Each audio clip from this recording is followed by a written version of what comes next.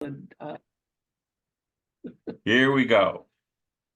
So tonight we're going to be covering Hinduism and the Yoga Sutras.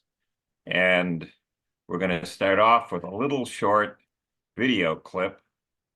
If I can get it cranked up. The question is, will we be able to do this with our Sterling Zoom? Will everyone be able to hear this? So let me go here. Okay. Can you see this, Bruce? Yeah. Okay, let me know if you can hear this. Here we go. In the beginning, Hindus believed Can you hear Ganga it? flowed, Yep, I can hear it. Okay. but she was held Let's captive by the pause it. creator god Brahma. let's pause it for Patty to come on if it's just gonna be a minute.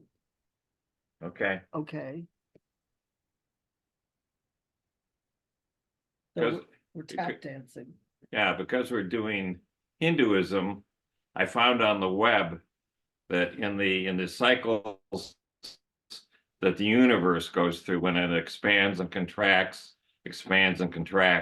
we're in the 29th expansion phase now, and it'll be 83 for this universe. Okay. I have no idea where those numbers come from. Sounds good. And what happens after that? Do they know? Yeah, well, I mean, 83 as opposed to 82 or 84, you know. Right.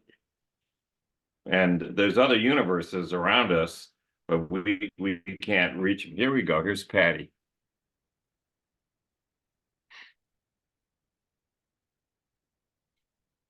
So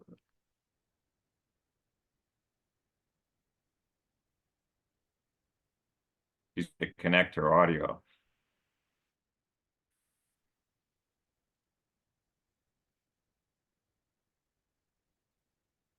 Somehow this thing keys on me, so you disappeared. I know. When I move up here, It's when I move prejudice. back here, it doesn't. Now you're showing now. All right, but I'm closer. It's going with I- that camera, right? The built-in camera. So I'm closer Right. to it than you So are. Patty, we're going to be covering Hinduism and the Yoga Sutras, and we're going to start with a little short YouTube video on Hinduism, and the Hindus believe that our universe goes through cycles where it expands and contracts, expands and contracts. And I saw on the web that we're in our 29th expansion of our universe out of 83.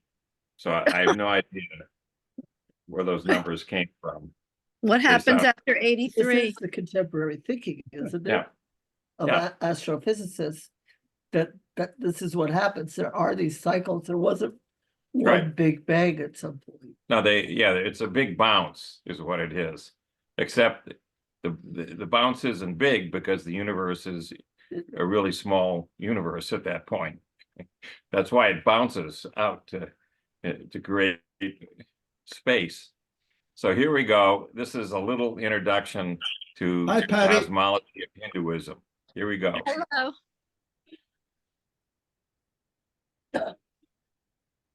Heavens. Now the sound is gone. What happened to the sound? There's no sound here. Sound's up all the way. Let me restart it. Hindu Ganga flowed in the heavens.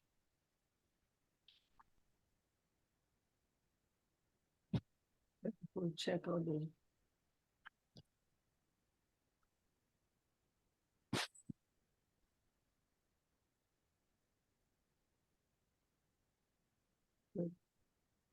Still no sound.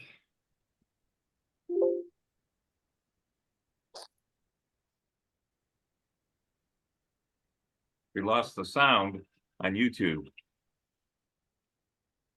Try it one more time. Here we go.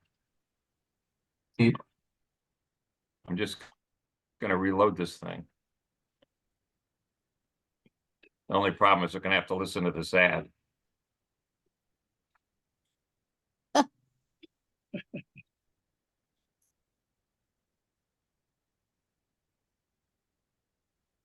What's he selling?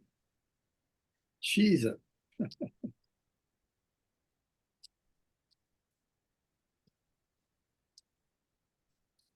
Turn the sound up. No, What's the setting on the sound? we lost the sound completely. We have no sound for this thing. So I guess this isn't gonna work. Yeah, but turn the sound up. This is, all the waters are going down through this god here, and that forms the Ganges River, which is here in India. But you know, they're talking and we can't hear anything. So we're gonna can this. What if everybody watched it on their own computer? If we. Well, all I don't muted know and- what it and is. So, watched okay. it, if you sent the link out. Yeah, we can send the link out. Let me go to this, where did the hold on. Oh, here it is, here. Instead, what we're gonna do, because we always have a backup plan.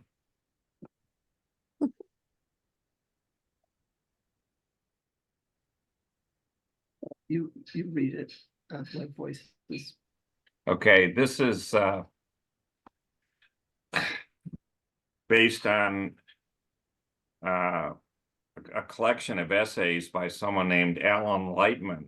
Now, Alan is unusual in that he holds a joint appointment in the MIT Physics Department, in the MIT Humanities Department, and he actually advocated having a writing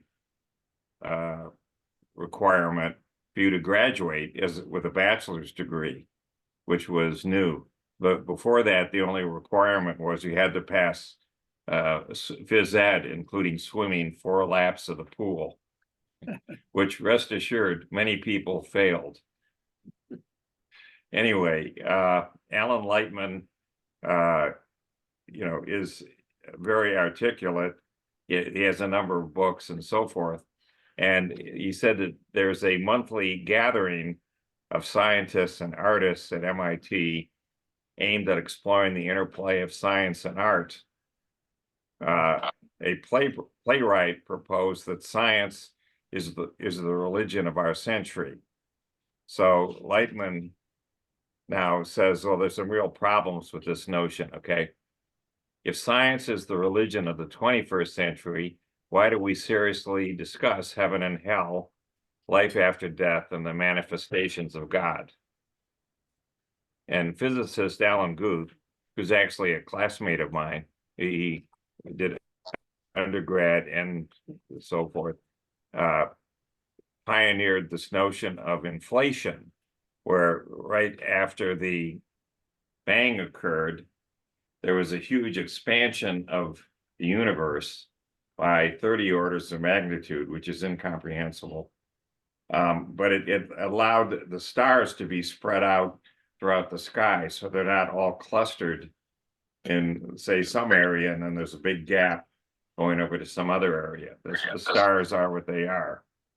And so what you know, what he was pointing out is that this has helped to extend the understanding of the infant universe back to a trillionth of a trillionth of a trillionth of a second at the bounce. And another person, a biologist, manipulates DNA of organisms to see how genes control the development environment. And hasn't modern science now pushed God into such a corner that he or she or it no longer has any room to operate, and perhaps has been rendered irrelevant altogether? Well, not according to surveys showing that more 3/4 of all Americans believe in miracles, eternal souls, and God. Despite recent books by atheists, religion remains, along with science, one of the dominant forces that shapes our civilization.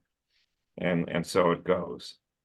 So we'll send this thing out so you can look at it. Just trying to touch on this notion of, again, the cycles that the Hindus have come up with. So let me exit this, and I'm going to go to our first thing.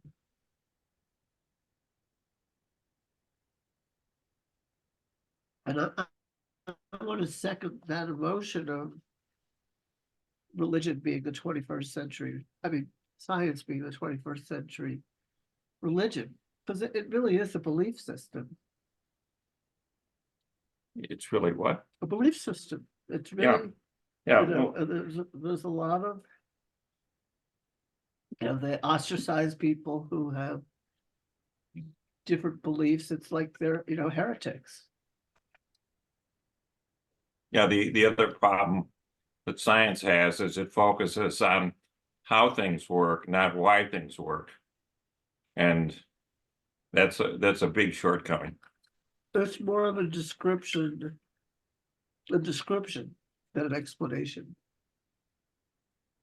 So let me go here. I say this as a recovering science and medical proofreader myself. So here we go. Hinduism. This is interesting to me because there's a Hindu temple nearby here. It's only about 10 miles away, less than that. And there are some Hindus running around here. We had a field trip one time where we went over to LaGuardia Airport, and there's a Hindu temple there dedicated to Ganesh, which is the elephant. But it's The remover of obstacles. yeah. And esoterically, he puts them there in the first place. It's very different than going into, say, a Christian church or a Jewish synagogue. Very different. So anyway, we'll get into that. So Hinduism is an Indian religion, or Dharma, a religious and universal way of life. And the word Hindu is an exonym, and Hinduism has been called the oldest religion in the world, described, let me get this thing out of the way so we can see, described as Sanatana Dharma, or the internal Dharma, a modern usage based on the belief that its origins lie beyond human history as revealed in Hindu texts. And that could very well be. No one knows how old Hinduism is, where this all came from. So it is a very complicated, very diverse system of thought, all kinds of concepts of theology, mythology, on and on. There's a whole number of sects of Hinduism and schools go on and on. And the Hindu texts have been classified into those that have been heard, the Shruti, and those that are remembered, the Smriti. And the scriptures are the Vedas, the Upanishads, the Puranas, the Mahabharata, the Ramayana, and the Agamas. We touched on the Mahabharata, which contains the Bhagavad Gita earlier. So the themes that come up in Hindu beliefs are karma, which is action or intent and consequences of action, and the four purusarthas, the proper goals or aims of human life.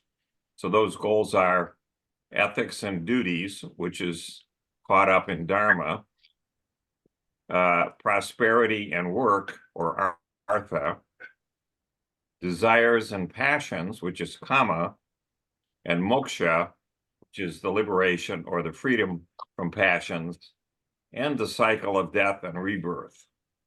So these are the proper goals. These are the things you aspire to in human life, to be living ethically, to be working and to prosper, to not have overwhelming passions or desires, and to go through a cycle.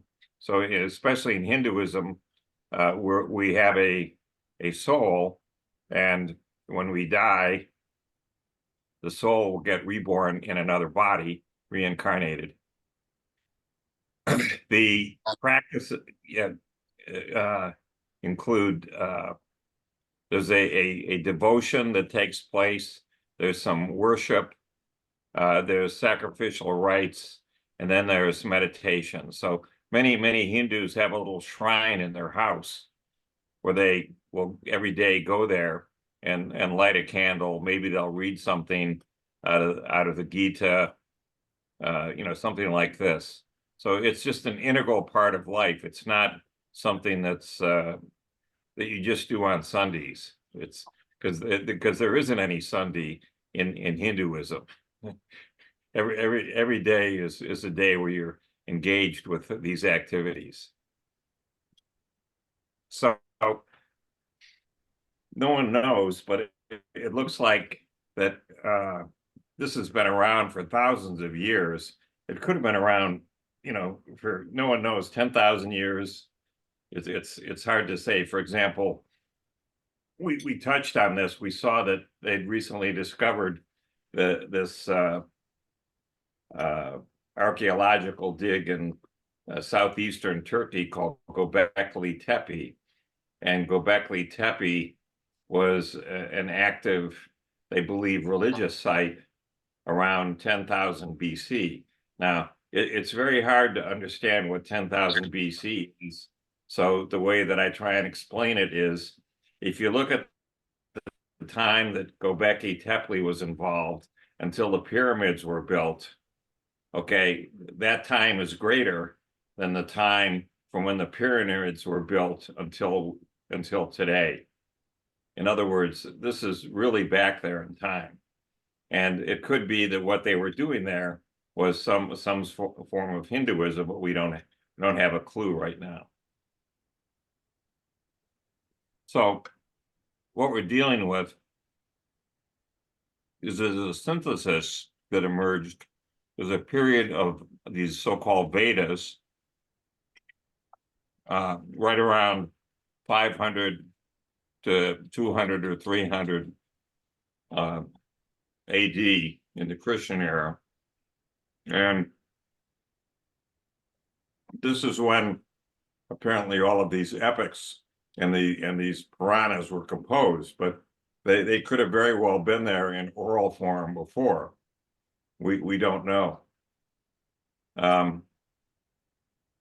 Since the 19th century, modern Hinduism has been very much influenced by Western culture, courtesy of the Brits in large part, but also in Indonesia, there's a big contingent there, which would be the Dutch.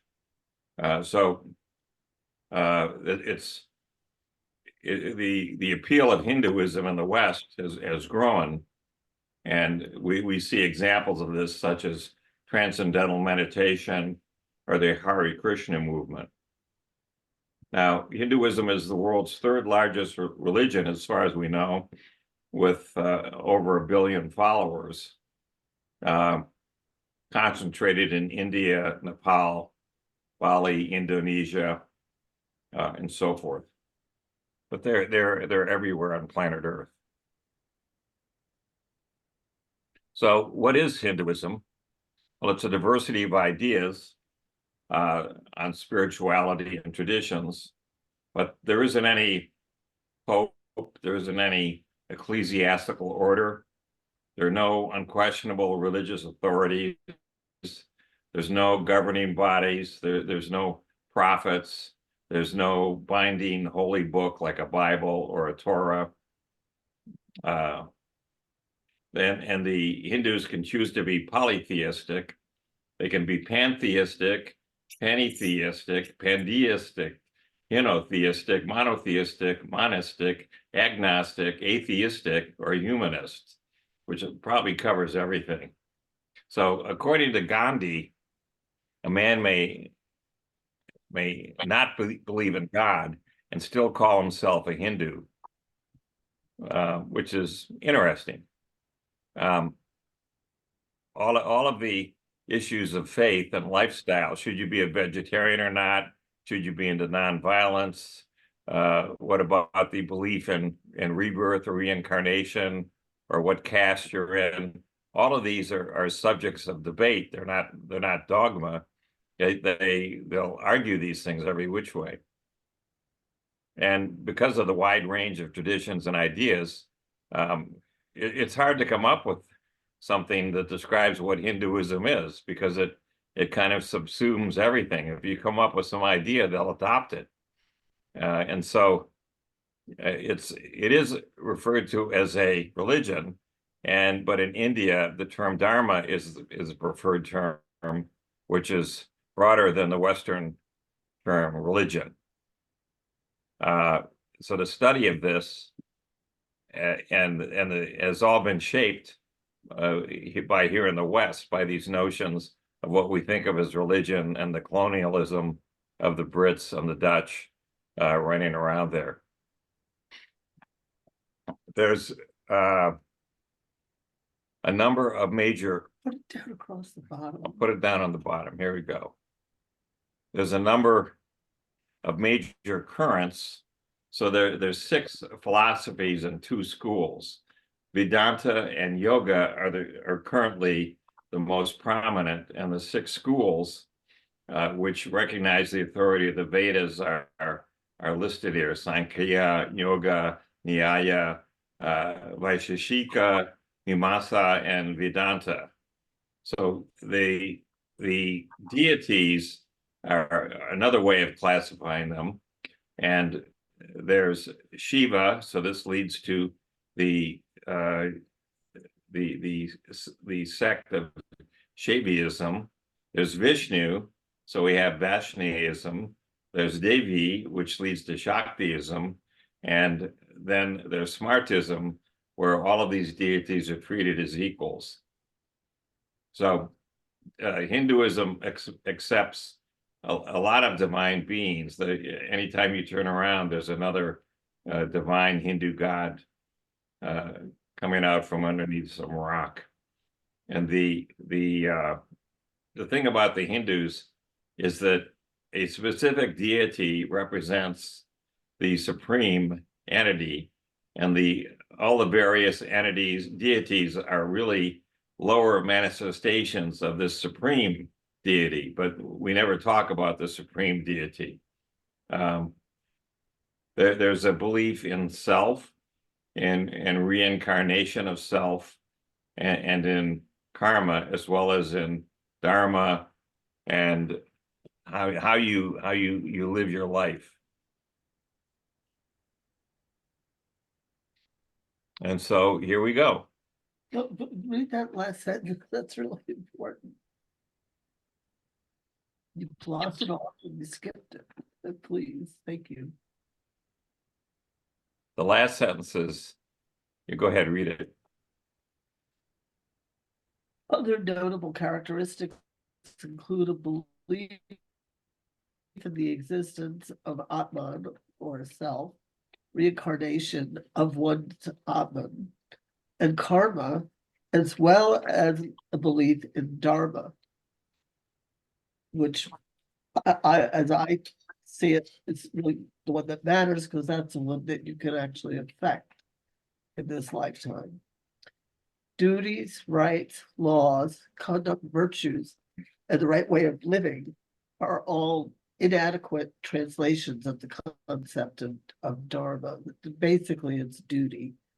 Although variation exists, with some not following these beliefs at all.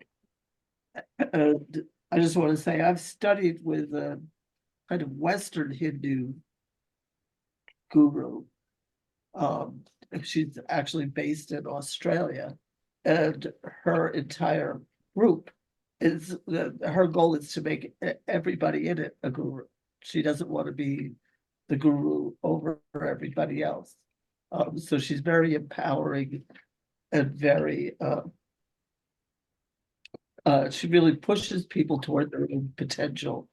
For example, almost all of them are very involved in music, and she'll push them to get their next CD out if she feels they're kind of, lagging in that.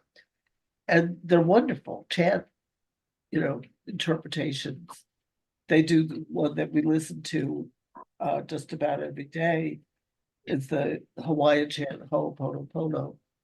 But very often a different disciple within the group comes to the fore as a leader of a musical group and is kind of responsible for putting it out and then promoting it.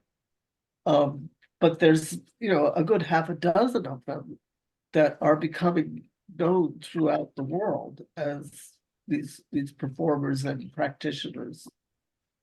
And, so from that experience for, I don't know, I guess 12 years or so that I've worked with them, I would say that and my own reading, the concept of dharma is what liberates you from the karma, which is based in the past. But they, even with that concept, they say that the ways to transmute your karma are to give, forgive, and serve. So service is one of the main ways to transmute your past karma and develop yourself as much as you can in this lifetime, and that's part of your dharma.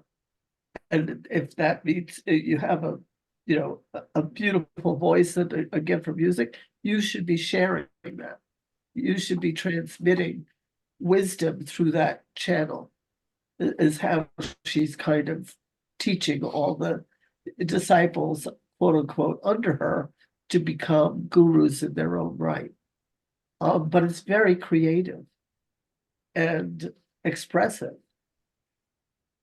So they're not suppressing the self. They're not diminishing it, but it's like yoked, like as in the concept of yoga, into service.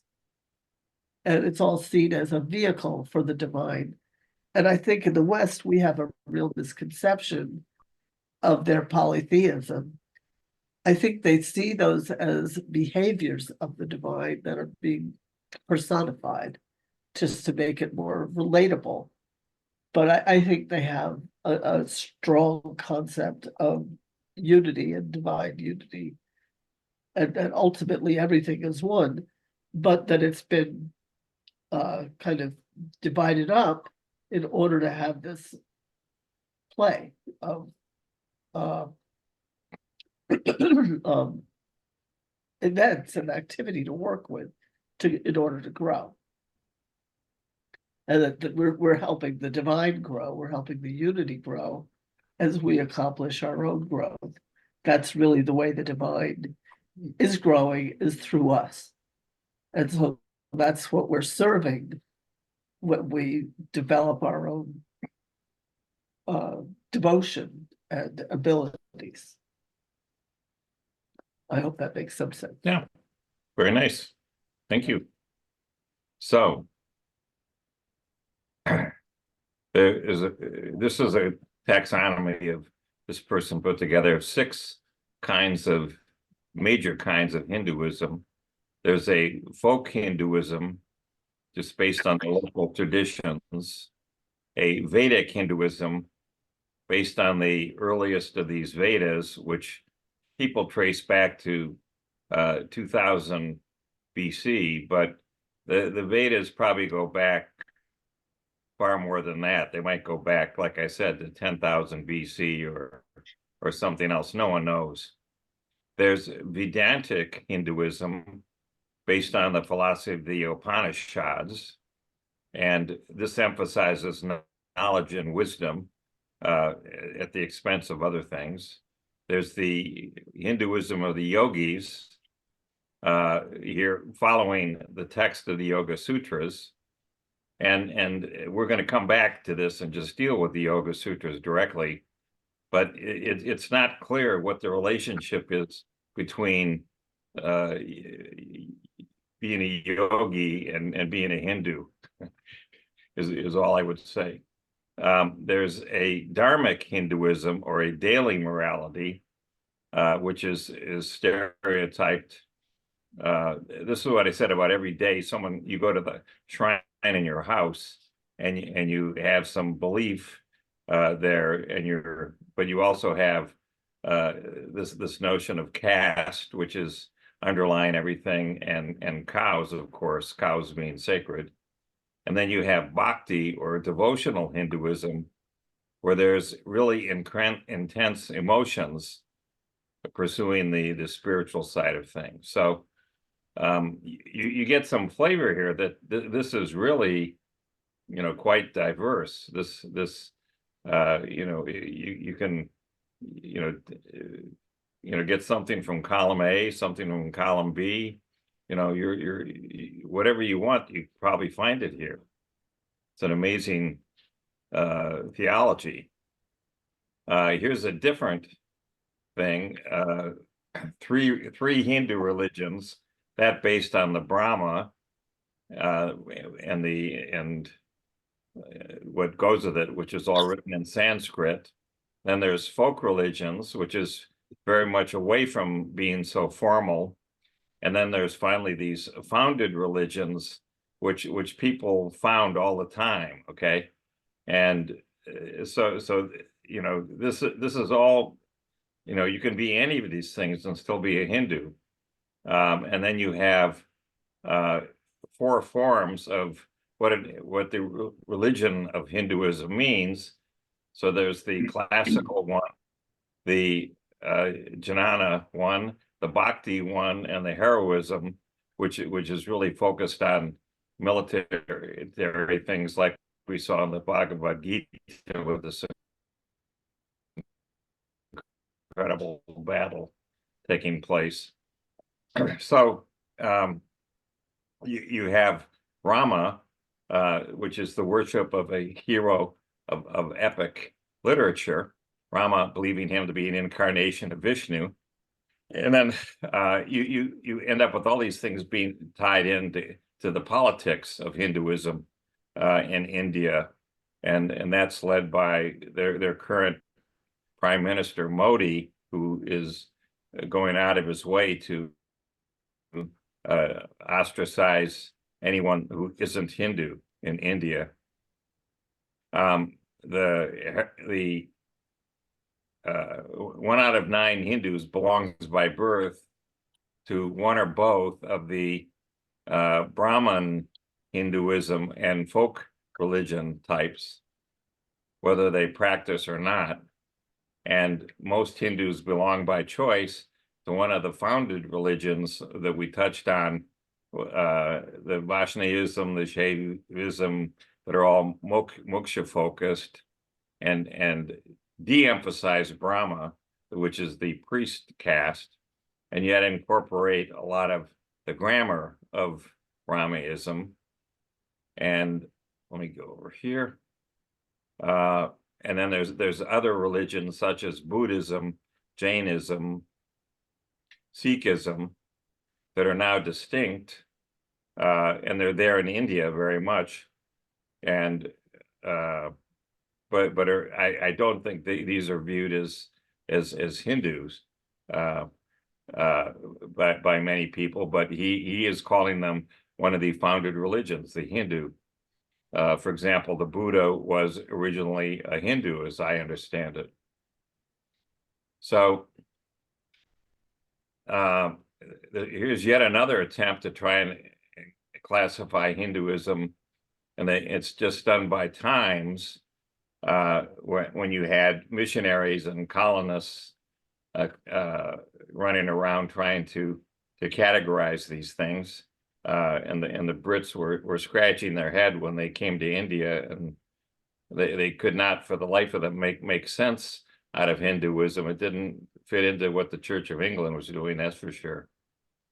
The Hinduism was construed as emanating not from a reason of spirit, but fantasy and creative imagination. It wasn't conceptual, but it was symbolic. It wasn't ethical, which I disagree with, but it was emotional, emotive. It wasn't rational or spiritual, but it had a cognitive mysticism to it. And so that seemed to resonate with the Brits. They were happy with this. And, you know, anything that you could think of was subsumed as part of Hinduism. You know, as we saw, like with Gandhi, you could say, I don't believe in God, and you would be a Hindu.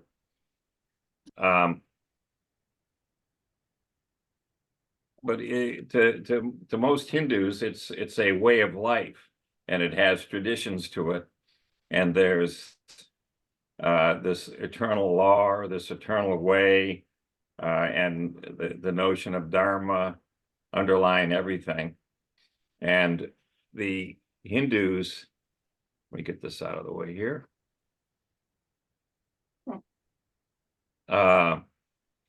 End up going back to the Mahabharata, the Ramayana, and the Puranas, have a chronology of events relating to Hinduism starting well before 3000 BC. I mentioned in passing that there's a city, a major city prior to 3000 BC called Mohenjo-daro, and that city is now underwater. The oceans have risen, but it has all the hallmarks of being hit by a nuclear bomb. And that's one reason why the city shut down. There's many people, many bodies that have been found in it, and the excavations that are, when you think it's all over, people curl up into these balls, and that's what they found, was many people just curled up like this, and so forth. So no one knows where this came from, what's going on. Like in Pompeii. Yeah, Pompeii, the same thing happened. When they saw it was all over, they went for a quote unquote safe place, and that's how they ended up being buried by the ash, and so forth. So the thing that they harp on is this notion of dharma, and the thing to keep in mind is this really does have a broader meaning than religion, and it's not equivalent to it. But all aspects of a Hindu life, including acquiring wealth, which is this notion of artha, the fulfillment of desires, or kama, and the attaining of liberation, or moksha, are all part of dharma. So this is the right way of living, and all these principles there are harmonious in fulfilling this goal. Oops, this didn't work. How do we get out of this?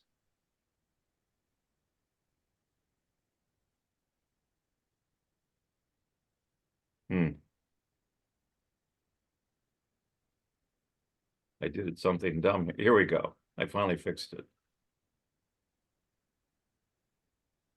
Could you make it smaller and just leave it at the bottom?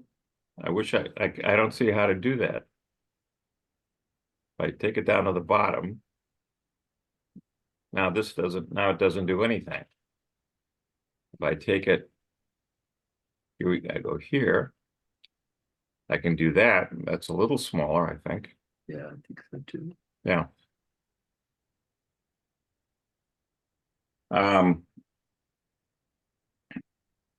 We went to the Encyclopedia Britannica, and we saw that Hinduism really embodies these duties of honesty, refraining from injuring living beings, purity, goodwill, mercy, patience, forbearance, self-restraint, generosity, and asceticism. Asceticism. But how does that jive with the acquiring wealth? As long as you're not doing someone else in, Okay, I think they're perfectly happy with it, and you should acquire wealth because part of this is you have to take care of your parents as they get older. That's an expected part of being a Hindu.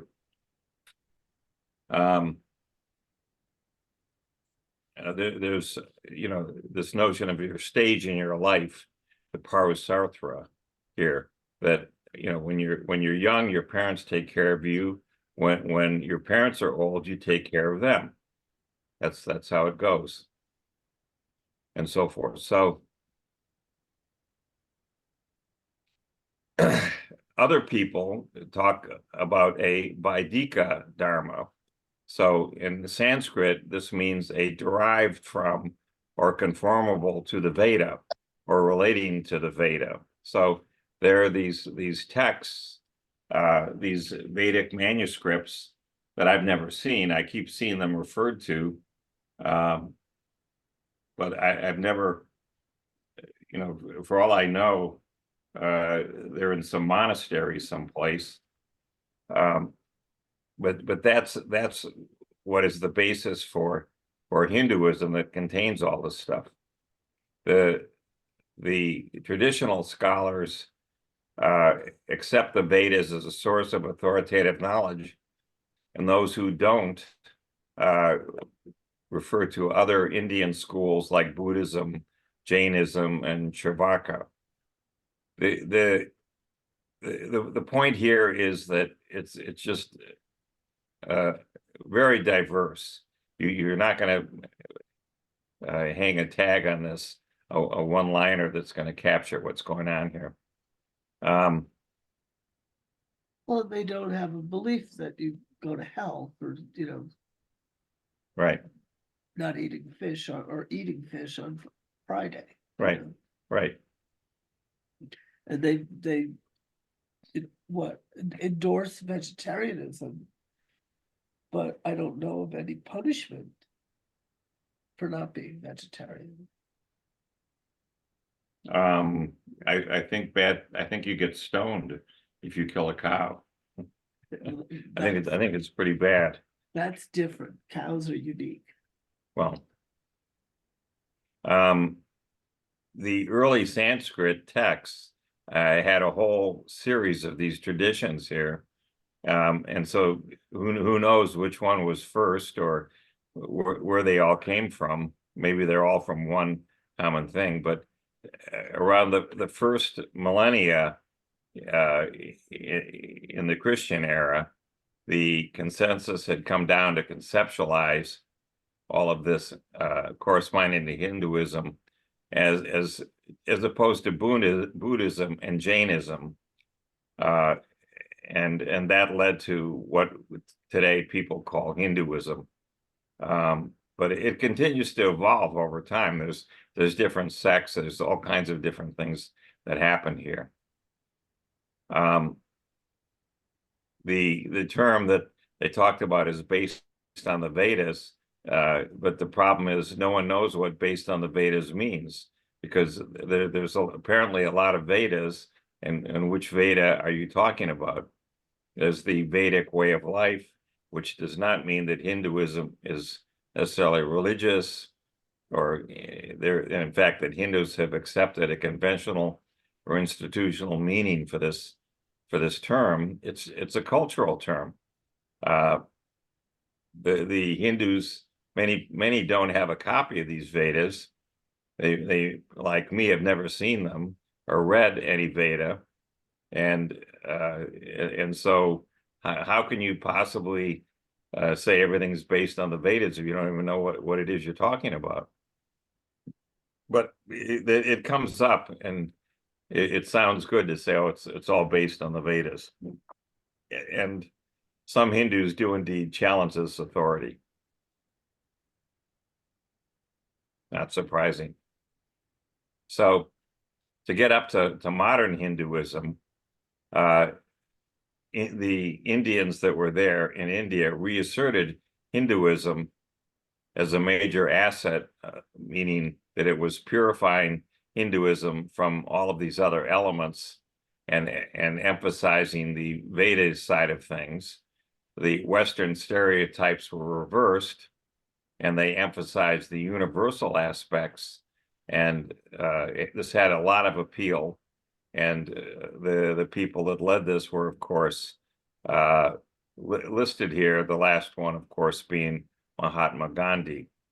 And this is where the Brits just didn't know what to do with them. They just kept coming. This Raja Rama Mohan Roy was known as the father of the Hindu Renaissance in the 1800s, and had a huge influence on Swami Vivekananda, who was a figure of great importance in the development of modern Hindu self-understanding and formulating the West view of Hinduism. So there's a divine that exists in all beings. All human beings can achieve union with this innate divinity. Seeing this divine as the essence of others will further love for them and social harmony. And therefore, there is an essential unity to Hinduism underlying all this diversity, as Marjorie pointed out. I don't like it being viewed in the West, as I think it is often, as being primitive. I think it's very sophisticated. I think it's very psychological and very astute spiritually. You know, they have real practices that can, you know, real disciplines that can take you someplace in a very genuine way. And, you know, you see that in the, well, I think of the Vedas really as like the Bible. It's poetry. It's like the Psalms. Yeah. And then the sutras are really a how-to manual. And it's really like, well, how to cultivate your spirit while you're in a body, which I just think is so wonderful. Yeah. We've done it with the teacher that Bart has studied with for many years. And she goes through the entire sutras, but not all there's a lot of extraneous ones, but the central ones every year. In Sanskrit. In Sanskrit and transliteration. And after a while, you start to really kind of feel what the Sanskrit is saying. You can kind of sense what the meaning is. And Hebrew are two inherently spiritual languages that just hearing the language without even hearing the translation affects you vibrationally and furthers your evolution, because it's a vibration thing, it's an energy thing, and those two languages are so ancient and really developed for, and there was such strong oral traditions with both religions, that it's a kind of science. It's a kind of spiritual science. Yeah. So you end up with these, the West forced the Hindus to come back, and the Hindus came back and said, well, we emphasize universal spiritual values such as social justice, peace, and the spiritual transformation of humanity. And so this caught on with the Brits and so forth. And they said, now this is something that we can deal with. This is something we understand. But it's got again, a life of its own. The thing to keep in mind, there's no prophet here for Hinduism. There's not the worship of any one god, other than the notion that all of these entities, that they have God for this and God for that they're all different aspects of a unity of one God, but they never talk about that. And there isn't any one philosophy, one concept, and there isn't any set of religious rites or performances. You know, for example, somebody in their house might have a shrine and they'll have a candle in it, so they'll light the candle every day. where someone else will have some incense, so they'll burn some incense, no candle, and they're both practicing Hindus. The problem with this is also there's no founder of Hinduism. We can't point to a person or a group of people that started it. There could very well have been, but we don't know who it is. And trying to use theism to unify Hinduism, is really not useful, particularly since some Hindus, are atheists, as we saw. So, what's going on here? We have two very seasoned members in our congregation, our Unitarian. We're not really Universalists, we're really Unitarian. They don't want to admit that. But we have a couple who've been very active for decades who are Hindu from India. And they joined because they wanted to have their kids be exposed to something in the West, and yet they felt that they could, as Hindus, participate in this as well. So they both, been there for decades, and their kids have been there. Their kids are now, 30 years old. And they grew up in the RE, religious education.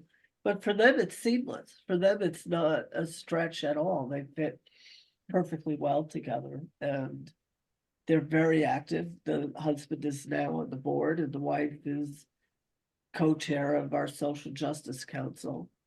And they're leaders, and in a lovely way, not an obnoxious way at all, but they really give a lot. And I love it when they share more of their spirituality, say, for the winter solstice, because it otherwise it ends up being all this just kind of watered down Christianity and Judaism. And it's really about the solstice. It's really about the light. Why don't we talk about that? And they have a festival of light, and Diwali. and just share these things very, very freely, and they're not proselytizing. And I want to say, on the other hand, we have a few Christian members, and I feel that they really look askance upon Hinduism as this primitive polytheism. And I would say I think it's closer to what I think Jesus had in mind than and the Buddha, what they had in mind with the loving kindness and lack of judgment. And very few Christians are really living those values out. They're more interested in pointing the finger at somebody. Yeah. So here's something that I found interesting. They're trying to come up with the denominations of Hinduism, and there was in 2010, these two individuals did an estimate, and then they said that the Vaishnavism tradition is the largest group with over 600 million Hindus in it, followed by Shaivism with over 200 million. And then this other group at the same time said, oh, you got it backwards. Shaivism is the largest tradition. Well, being off by hundreds of millions is like hard to believe. People can't even identify what sect they're with here, but it's just the nature of Hinduism is everything blurs. The other thing about it is the scriptures that are there are in Sanskrit, and the Sanskrit is again a very basic language. That the thing I mentioned was J. Robert Oppenheimer was a very strong linguist, and when he was 13 or 14, he already was into classical Latin and Greek and reading treatises in those languages. And so when he led the work at Los Alamos on the atomic bomb, he went and read the Bhagavad Gita and came across, but he read it in Sanskrit. He learned Sanskrit and read it, and that was why when he saw the original bomb go off in July of 1945 at Trinity, he said, "I am Shiva, the destroyer." That he saw what they had created. So it's not impossible to go learn Sanskrit. Our teacher, who's taken us through this several times, as always is giving us context for what the words mean, because like anything else, the language being what it is, it's very difficult to. Why am I not Wait. showing up? There you are. I'll go up here. There you are. Okay, no, don't. Yeah, the language is such that it is accessible, but a lot of people don't want to take the time to go do this. That's all that happens. So I feel changed every time is the class 2 hours? Just every week when we do it. We do it once a month. I wish we could do it every week. I just feel it makes so much sense. And it's so stimulating, and somebody has worked out how to present this in this incredibly generous way.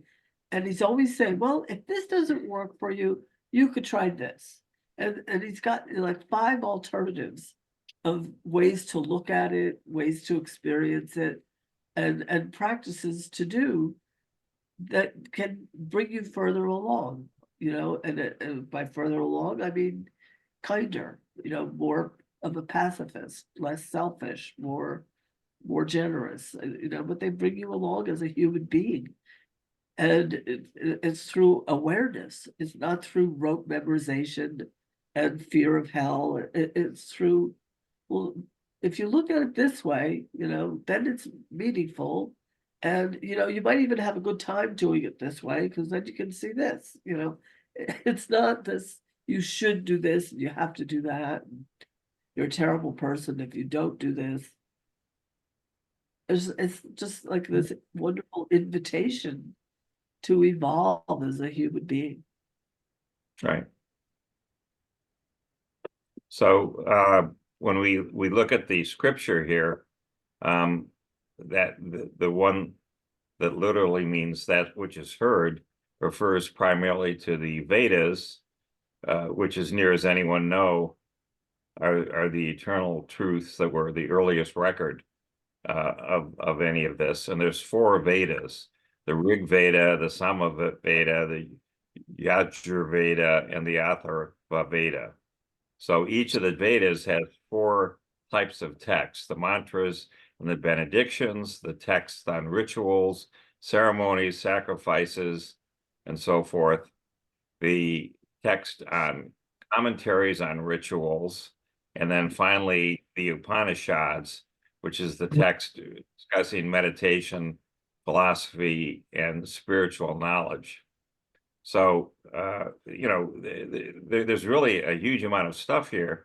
On the other hand, you have to digest it. You have to, understand what's going on, and this covers, a huge number of topics and on and on.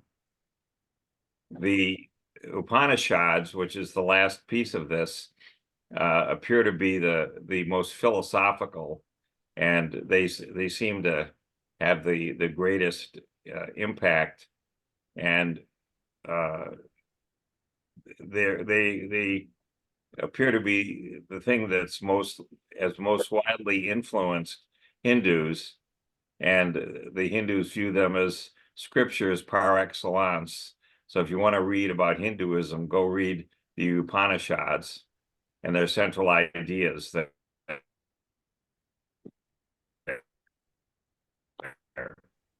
and in Hinduism, of which 10 to 13 are counted as principal Upanishads. So you can go read these, and we've just summarized them here in English. So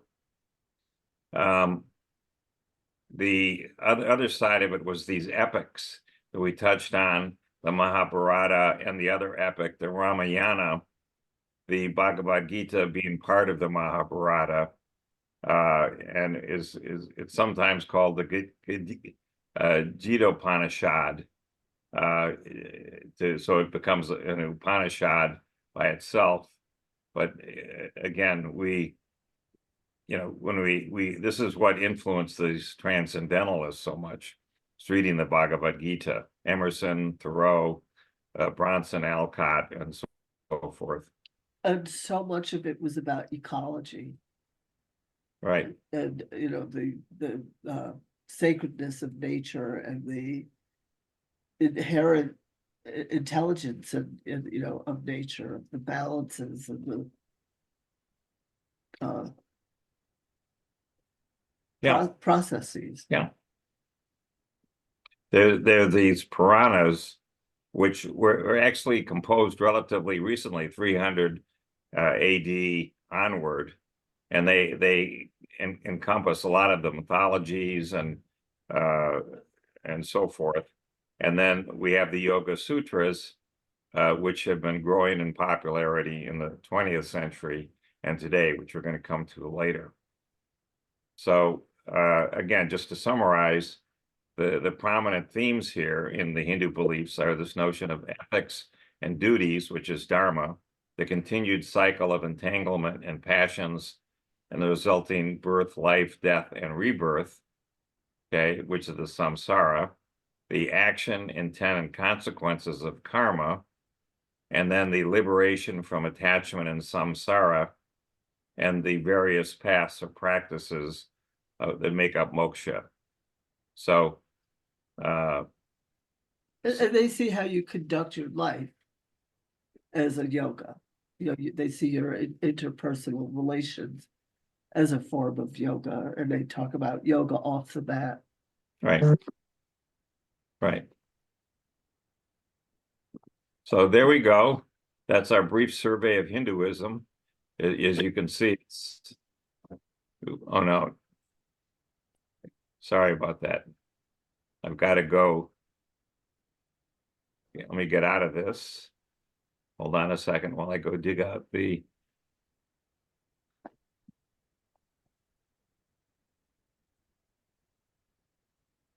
Okay, here we go. Well, why don't we ask if there are any comments? Any comments on or Hinduism? questions so far?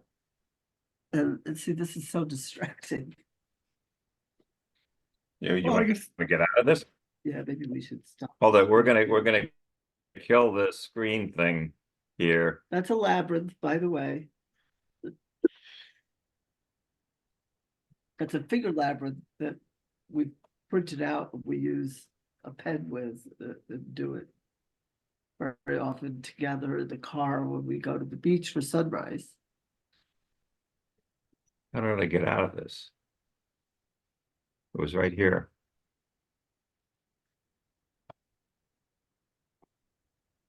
No, here we go. oh, There we go. Marjorie's back. What a relief. Yeah, no, I I was- mean, I was you know, out there in the Bardos. the Buddha, unless it was something really was raised as a Hindu, but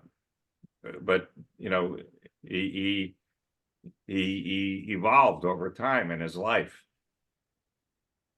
Well, I would Well- say it seems like he had a realization. He had a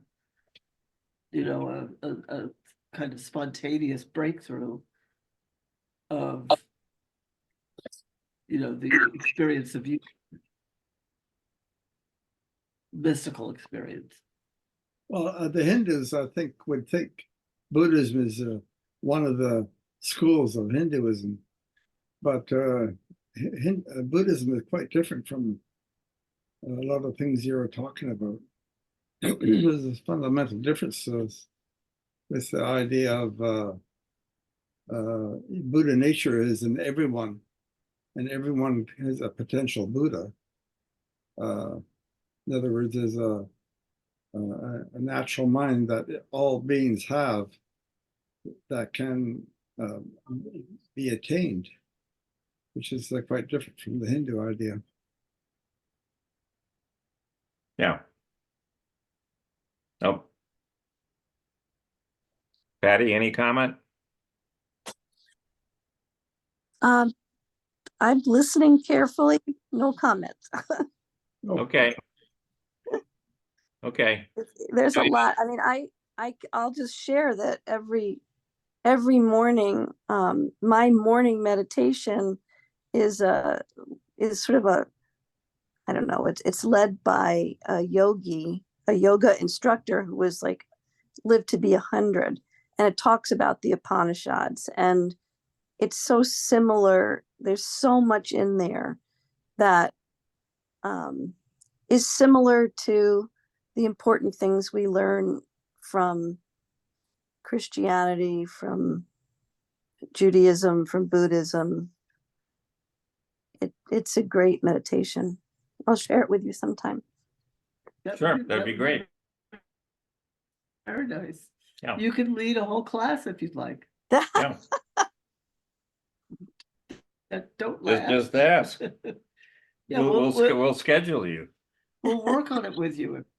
Work on ways to help, make it clear and help present it. With video, audio, whatever you'd like. I just won't try to play videos off the internet, huh?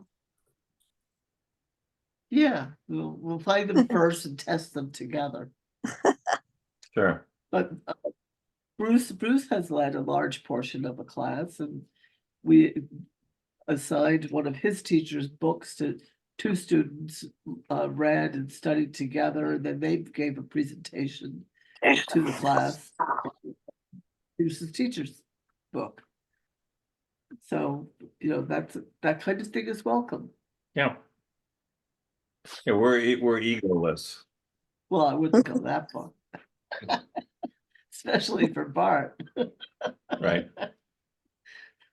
Who could say that doesn't have an ego, okay?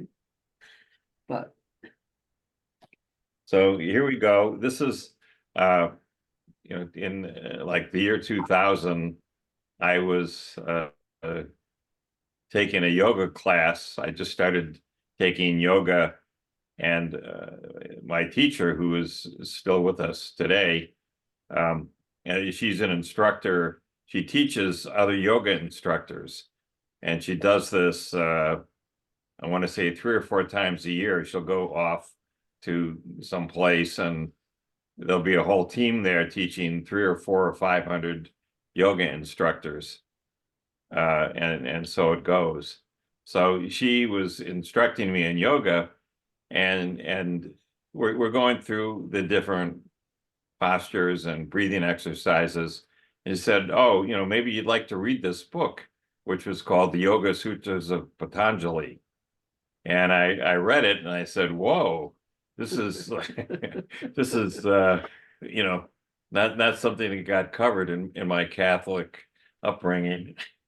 To put it mildly, and so forth. So let's take a look at what it says. There's either 195 or 196 sutras, depending upon who you talk to, how you count, and they're each roughly 3 to 5 words in Sanskrit.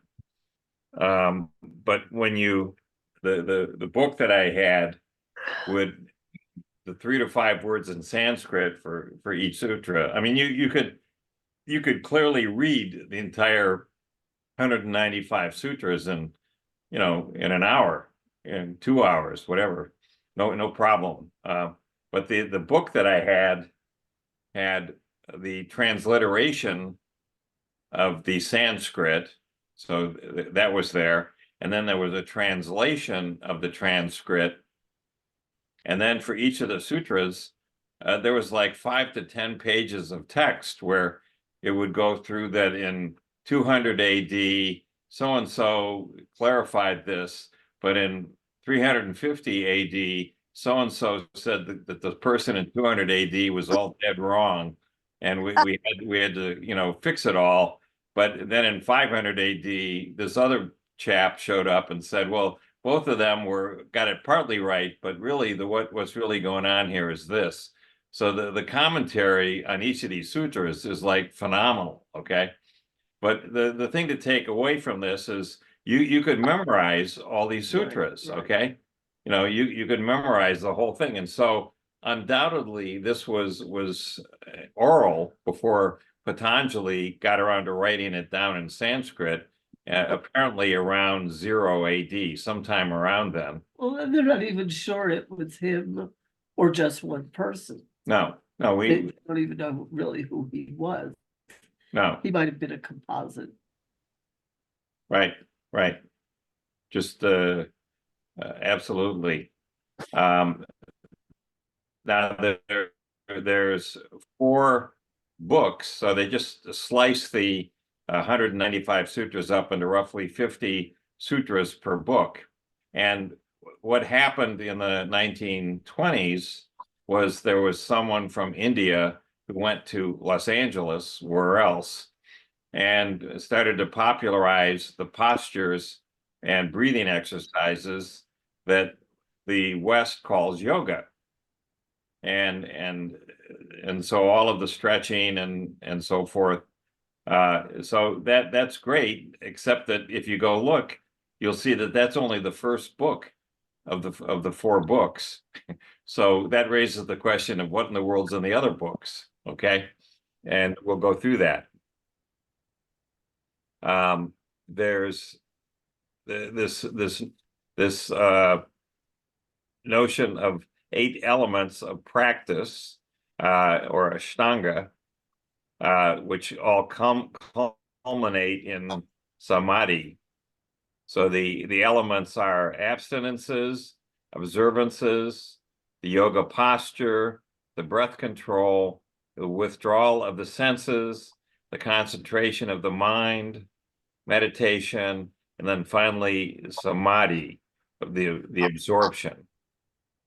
And so the main aim of this practice is, let me get this out of the way, is the discernment of Purusha, or that you're actually trying to achieve some loss of self, that you're realizing by going through this and practicing this, that you have a chance to become enlightened here.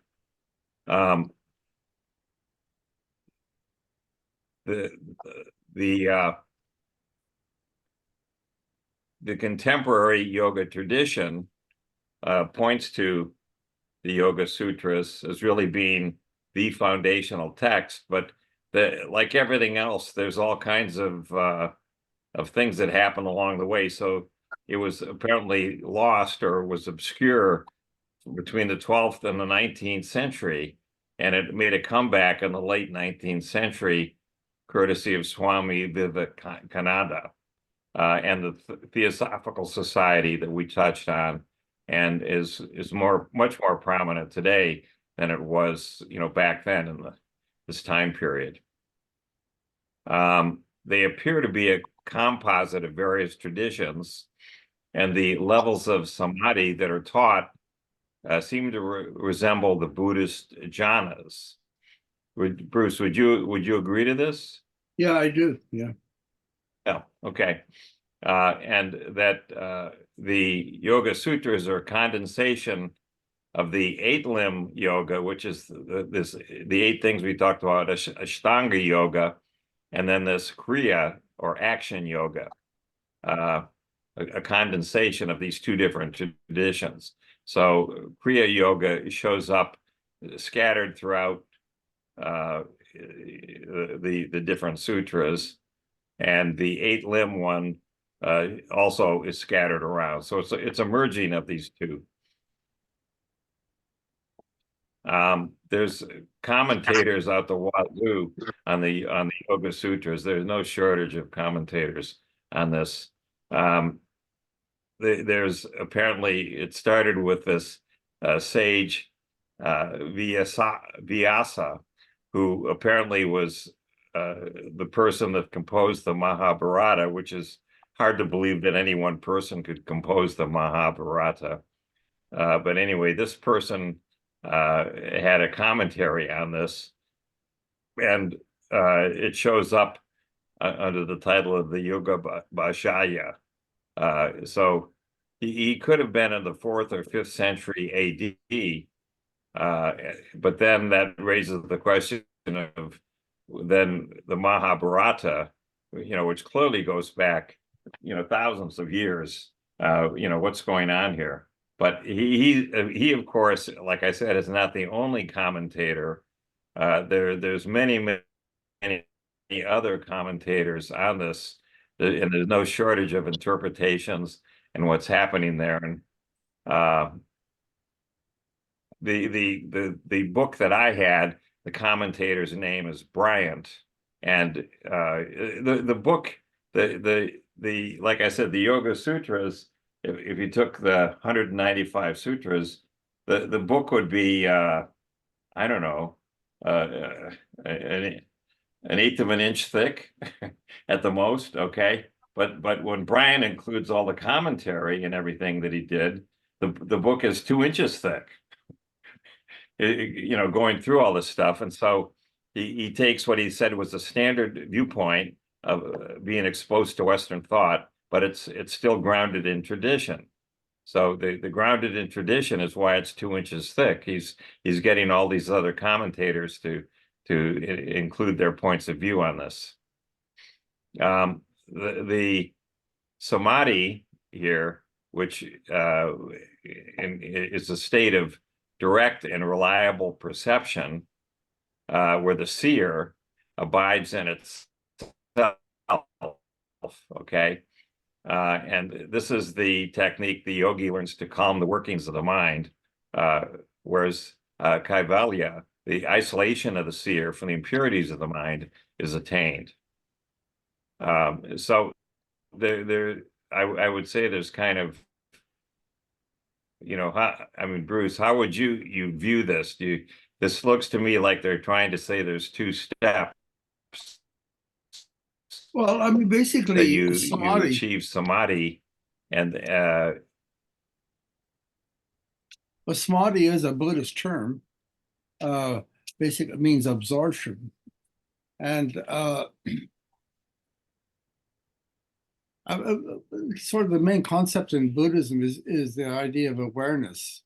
As you meditate and purify the mind of all these distractions, you open up levels of awareness that weren't there before, and you're having a lot of clarity and understanding of things like love and compassion, and Right. what they call primordial wisdom start to arise naturally because they're already there.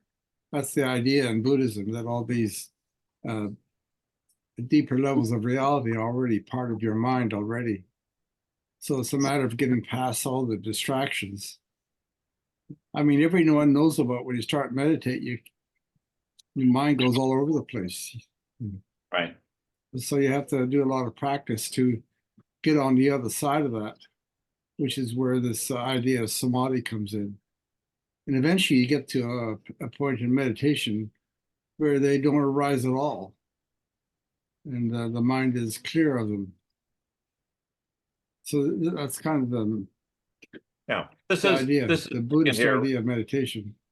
Right. This is taken right from the start. So when you see yoga, YS, that's Yoga Sutras, and then book 1 and sutra number 2, okay, which is Yoga's Chitta Vritta Nirodha.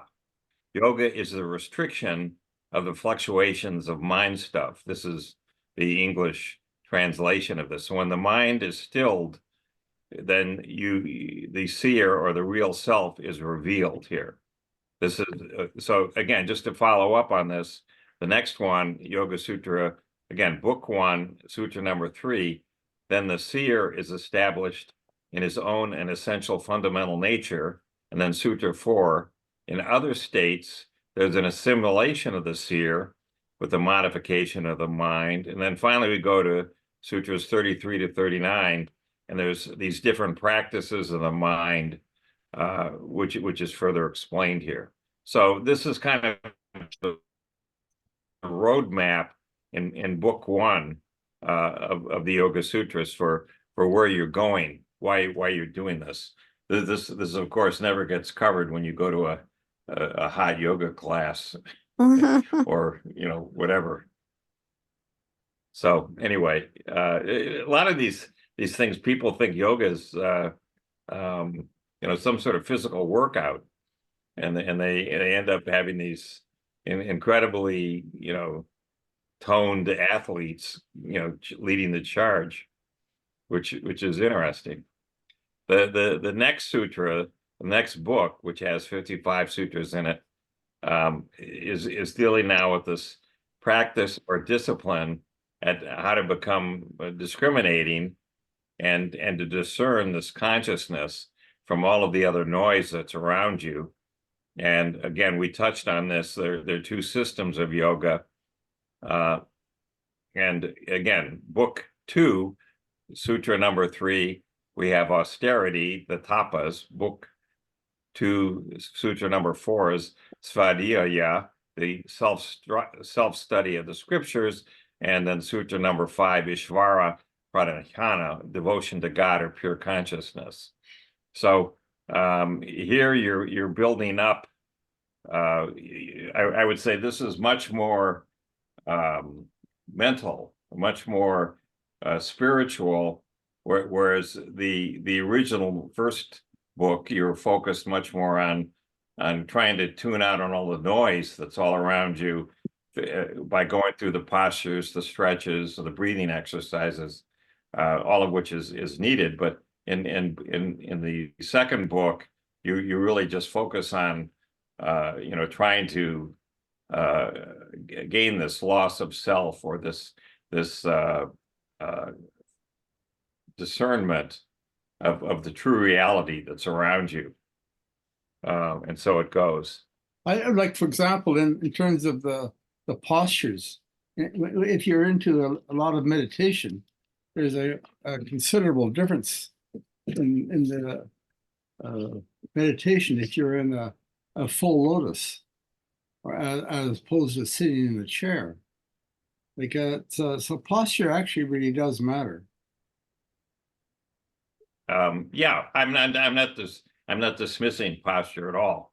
No, I'm just giving you an idea. They're actually connected. Yeah. Oh, yeah, you're right. No, I do believe the yoga, the postures prepare you to be better able to meditate.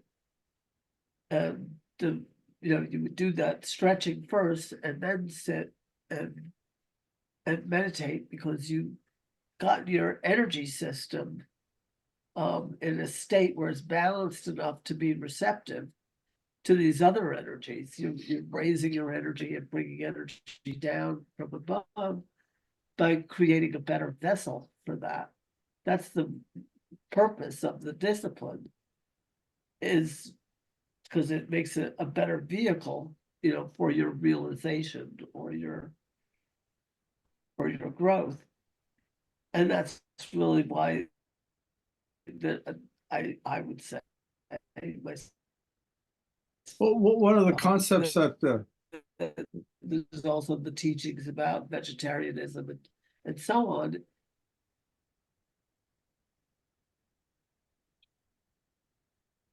Oops.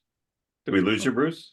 oh yeah, okay, I couldn't for a while I didn't hear Marjorie.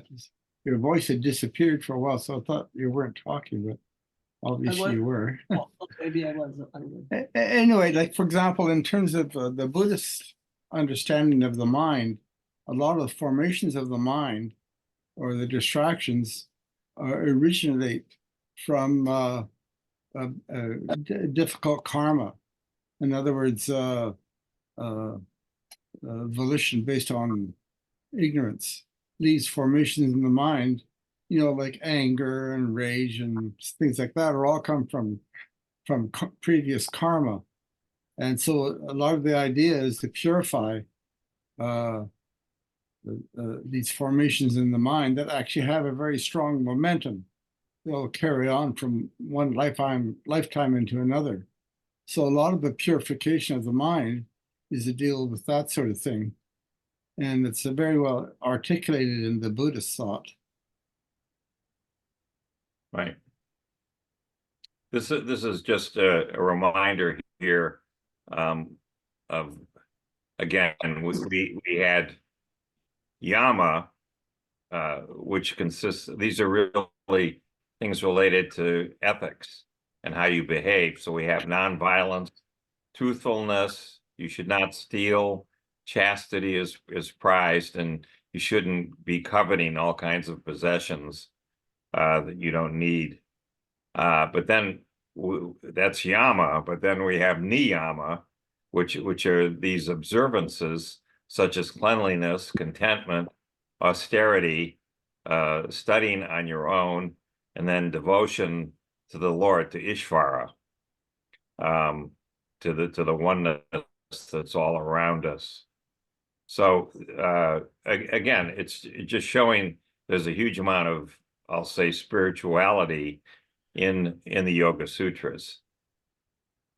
Then we get into the, go ahead. Well, in Buddhism, practicing the precepts is very important.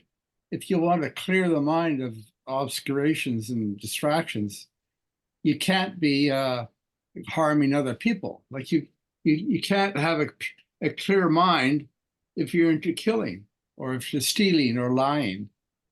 So it's like a part of the purification of the mind.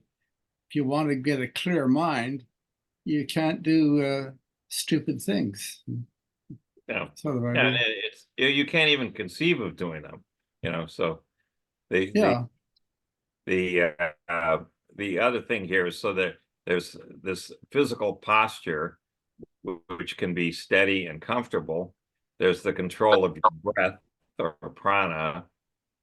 There's the withdrawal of your senses, the concentration that goes with that through meditation, and finally samadhi, the absorption in all of this that's going on around you. So this is all part of, again, Ashtanga yoga. And then we go into book 3, which is we're dealing with, we only did 5 of the 8 Ashtanga yogas or samayama. So we have dharana, which is concentration, dhyana, which is meditation, and samadhi, which is absorption. These were actually in book 3. And besides the insight into the pure awareness, samayama gives these supranormal powers, or these so-called siddhis. And so as the yogi gains access to all of these things, they're able to do things such as you can raise your vibrations so that you can literally walk through walls. Your molecules, your cells, your atoms will all be vibrating in a higher plane, and you'll be able to walk right through the wall of whatever it is. You'll be able to levitate. Now you're getting back to the science.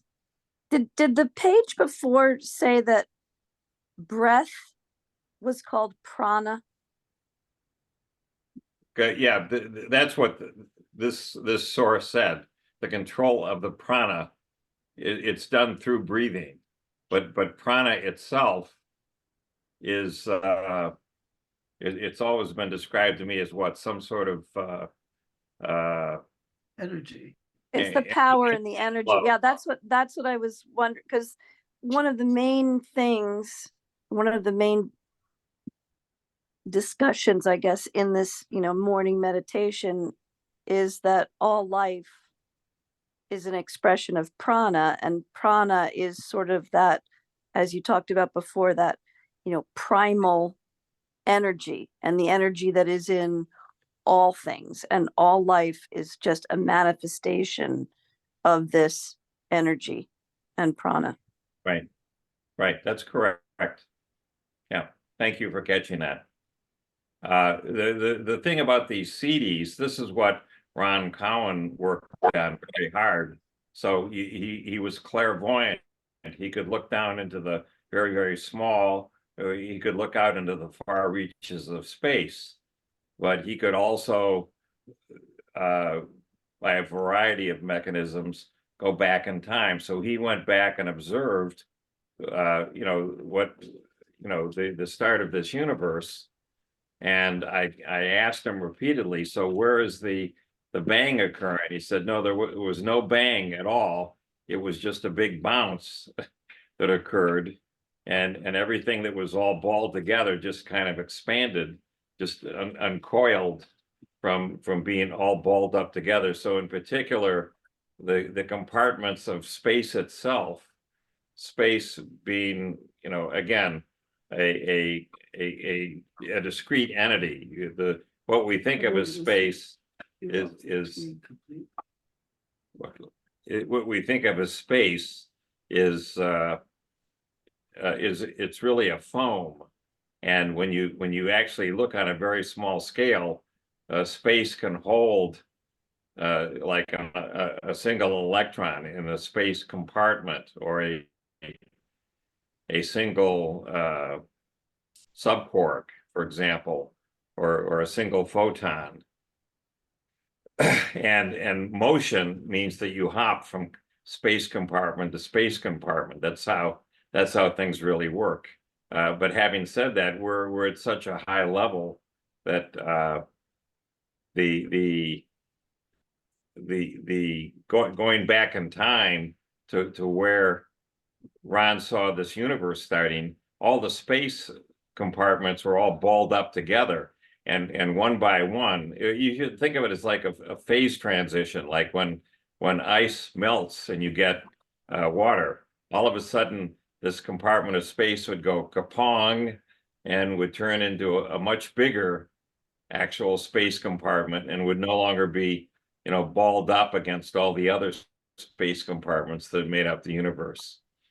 And so it goes. So, but the other thing to keep in mind here, and this is very clear in the Yoga Sutras, is that these siddhis, these little things of being clairvoyant, or being able to levitate, or being able to see into the past or the future, or walk through walls. These are like parlor tricks, okay? And that's not the point. You attain these siddhis, okay, when you've attained this level of absorption or enlightenment, this level of samadhi. But that's you shouldn't get caught up with these tricks here, and some people do. They just end up thinking this is it. Well, isn't this great? Look what I can do. So it becomes a real obstacle to achieving true liberation. Here is the thing to keep in mind. So this is all in book 3. It's been said that was part of Jesus's problem, was that he was distracted by the miracles. Well, yeah, he was unusual in that he had He would tell people, you could do what I could do. Yeah. But he didn't really teach it. He didn't really, so it did become. Yeah, he was able to cure people right. of these illnesses, hundreds of people resurrected. apparently, and then there were a number of people that were resurrected from the dead as well. So these are examples of what he was able to do, but he never explained, how did he do? How would you cure someone of leprosy? Well, what is he doing? They were just cured, or they're blind, and he would say, take some dirt and add some water to it and rub it on your eyes, and then wash it away, and you'll be able to see. And they could see. They were blind for forever. So, what's going on here? The final book 4 is a relatively short one, 34 sutras, and this just goes into this notion of isolation of the seer, so that you're no longer disturbed by all of the distractions all around you. And it also stands for this emancipation or liberation. Other texts might employ the term moksha or liberation. And so this is describing the process of liberation and then seeing the true reality that's around you, which is not what we see today. And Bruce, any comments on this? Have you ever read this? I haven't read it, but it's very similar to the Buddhist thought. Yeah, absolutely. So there's some metaphysics here that Patanjali came up with. And we have this notion of consciousness, and then we have this notion of your mind or your cognition and your emotions and matter. So apparently consciousness is something separate from different realities. The reality that we seem to think is reality, and then the true reality, which you only achieve through consciousness. The end result of this is that you end up with an ethical theory of yoga based on the so-called yamas and niyamas that we touched on before. So Why do you keep skipping? let me go back to this. Did this by mistake. So Patanjali adopted this theory of guna, which states that there's three innate tendencies or attribute. There's goodness, which is constructive and harmonious. There's passion, which is very active and confused. And then there's darkness, which leads to destruction and chaos. So these three are present in every being, but in different proportions. And the fundamental nature and psychological disposition of beings depends upon how much you have of each of these. Now, for example, if I look at Trump, he's a little short on, fill in the blank.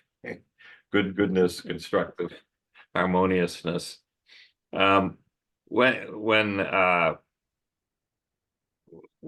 this dominates, though, this goodness, construction, this harmoniousness predominates, then you end up achieving. You have qualities of being very lucid, of having wisdom, and you're peaceful, and all of these things come together in doing this. But if you get caught up in the second one of being passionate and active and confused, then you end up with all kinds of restlessness and things that go with that. And then finally, when you deal with this darkness side of things, you end up with ignorance and delusion and all kinds of very destructive behavior. So this is underlying what we see in yoga and ties into Hinduism. Bryant, again, is the author of the book that I have. You can get it on Amazon, the Yoga Sutras of Patanjali. Bryant is the person that collected the commentary on this and so forth. But he's saying that the purpose of yoga is to be liberating from suffering. And so these 8 different limbs are the means of achieving this discernment and the uncoupling of all connection and all involvement with the stuff around us. And this leads to the yoga practice. It really consists of meditative practices. So you get this consciousness that's free from all modes of active or discursive thought, and eventually attain a state where consciousness is unaware of any object external to itself. That is, it's only aware of its own nature as consciousness unmixed with any other object. So this is his attempt to try and capture this loss of self here. He doesn't say that, but I'm trying to plug that in. Do you have any comments on this, Bruce, on his words here? Yeah, they talk in great detail about these various levels of consciousness and what happens when basically the main problem of suffering is the self. Now, the self is just an illusion of what you think is reality, but in fact, through meditation and so on, you can, in a sense, purify all that, and you return to the mind that's naturally already there, and that natural mind has these other attributes that are just already reality. For example, like love and compassion is a natural reality. It's part of the mind already. It's been there forever. And so is like the primordial wisdom. I like to think of it as being like there's a part of your mind that's thousands and thousands of lifetimes old, and it has the wisdom of that experience, for example. And they also talk about where the mind gets to a place where it's impossible to harm other people or to be in an unwholesome state. And those are the three things they talk about: the immeasurable compassion, primordial wisdom, and this natural state where uh, you're in a pure state where you cannot harm anyone, no matter what, simply by the nature of your own mind.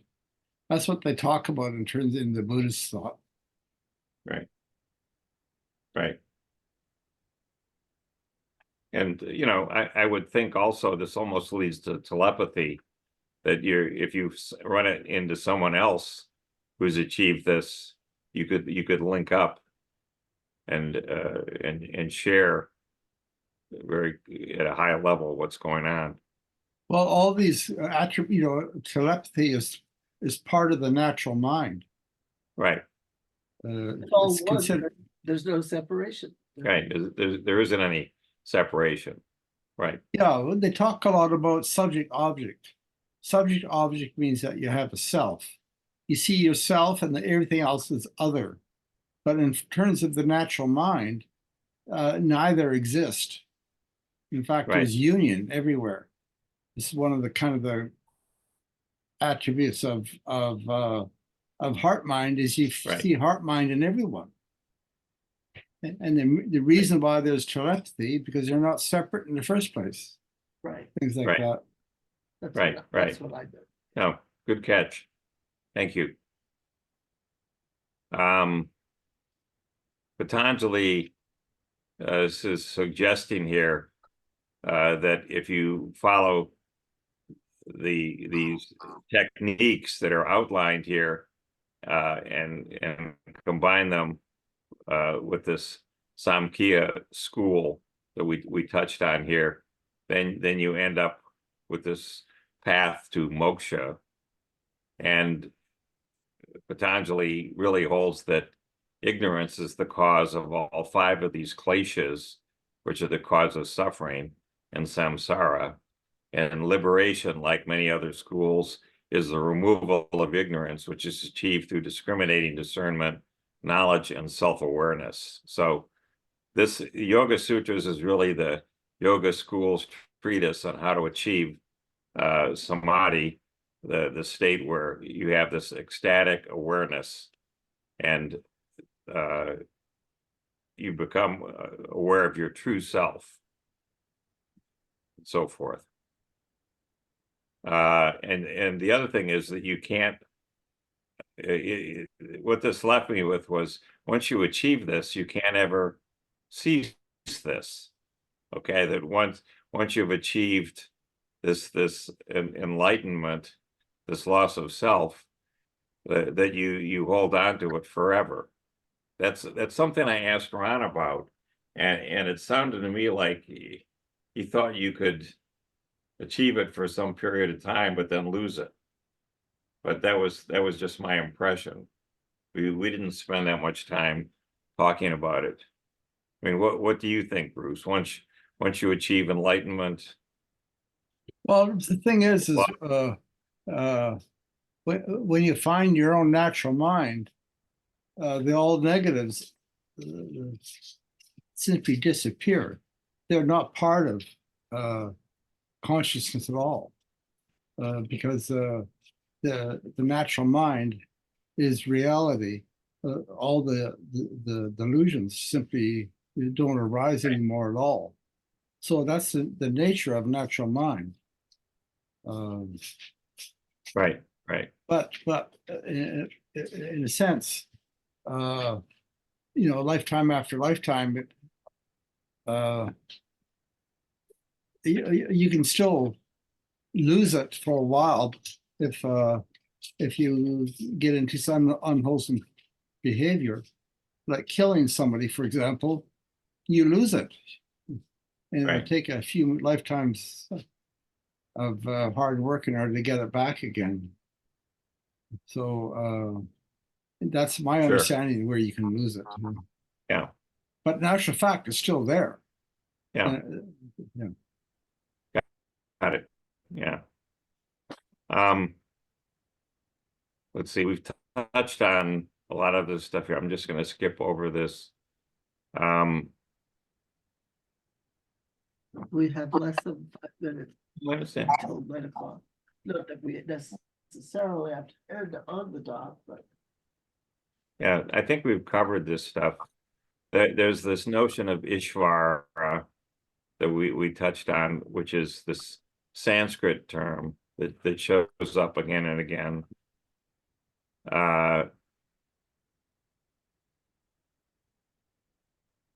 why don't we come back to it next week? Yeah, we can. Do a little overlap. Oh yeah, I put in this thing here on Buddhism and yoga. That this one guy says that Patanjali's yoga is unthinkable without Buddhism. That's his view, and this is much more elaborate and is more precise than the Buddhist exposition. That's, again, this is his 2 cents. The Buddha was the founder. He made use of some of his experiences, and Patanjali's neither the founder nor the leader of this. He's apparently the person that collated all the stuff and wrote it down. That was, hundreds of years after the Buddha, and so forth. So that, I think, yeah, there was Jainism. That's it. So with that, we're going to end things, except for any questions. Patty, any thoughts on your side?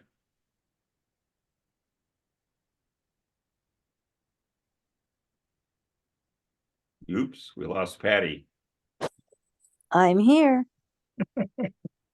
Not quite, eh? There she is. Any comments or questions? Hinduism and the Yoga Sutras. What do you say with all of that? I mean, that's a lot. But that the purpose of the yoga, of the meditation, is all to get in touch with this energy, this God energy, however you want to describe it. It's all there to help you clear your mind, raise your self-awareness to be with prana, and to know that anything you put out there into the cosmic space, whatever you want to create in your life, whatever you believe, it will come back to you. That's part of it, but it goes in a direction of your loss of self. Okay, that you become union with the true reality that's around you. Right. Okay. Which is all one. Which is, yeah, so the notion of you is gone. It's always the hard one to understand. I don't know that, is it saying that it's gone, or is it saying that there is this primordial energy, this God energy, that we are all part of it? It's a oneness, so that the individual, maybe it's that you're merging into the whole, but you still have the self. Or is that a misinterpretation, you think? Well, in terms of the Buddhist thought and understanding, is that the self is an illusion. And when you return to the natural mind, you come to the realization that the self never existed in the first place. But you only have that kind of realization after you find natural mind. And that's basically the idea of awakening, where you simply the self disappears and you return to the natural mind. What you saw earlier in the class when we talked about Hinduism, they felt all these different gods were all kind of manifestations of one true underlying entity and so forth. Right. But this goes, beyond it into, instead the Hindus never went there for what is the true underlying God, and that's what Bruce is talking about, is the loss of self. You end up realizing the true reality that's out there. Is losing the illusion of this. Yeah, it simply disappears. But Returning the to idea of God, the idea of God in Buddhism is simply there's other consciousnesses out there that are gods, but they're not a god in the sense of the Christian or idea of it. They're beings just like yourself, who have been around for a very long time, have extraordinary abilities, but they're I mean, are you talking of enlightenment? yeah. That you get to a higher level where the self disappears, you're one with, I guess, the prana. Well, And- you're one in a different understanding that you can't really have until you get there. But it's a Right. union of I mean, there's still individuals out there. I mean, in Buddhism, you can meditate on particular deities, and they do appear. And they're fantastic because they have powerful love mind and things like that. But they're basically different beings, just like yourself, who have a natural mind.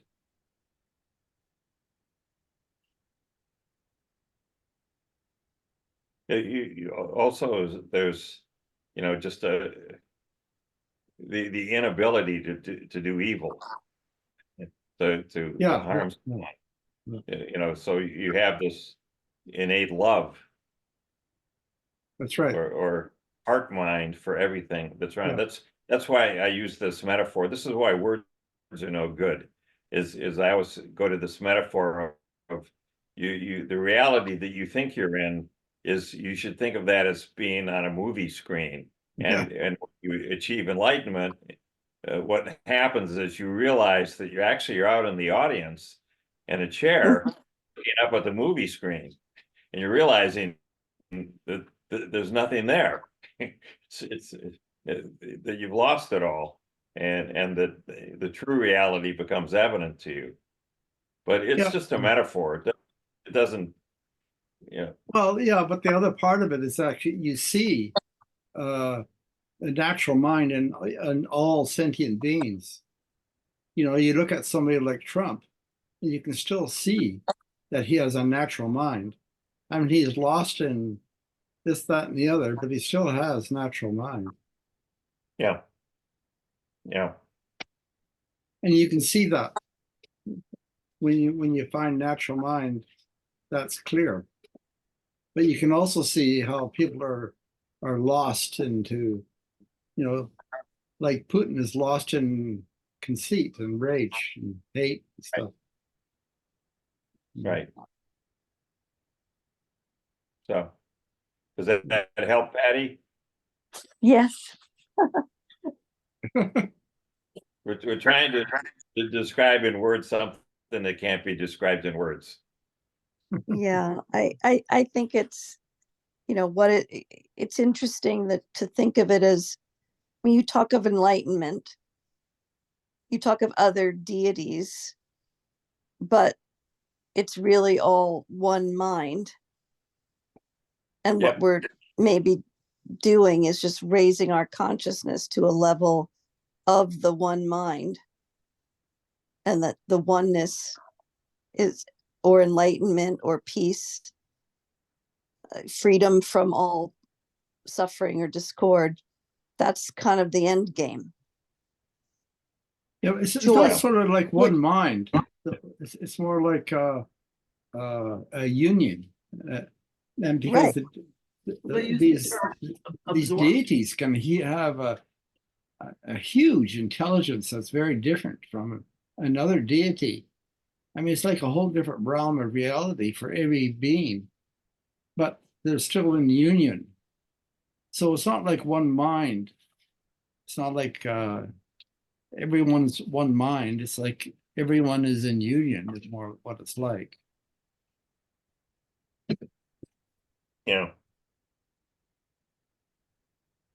Well, we gave it our best. You did a darn good job, I would say. So have a great weekend, and next week we'll plug ahead some more. So Okay. I think we should circle back. I think yeah, we will. We'll circle back on this. We will. So okay, have a good. feel Bye-bye. better and Take better. care. Have a good week. Yeah. Yeah. Thank bye. you. You Okay, and you. being Bye-bye.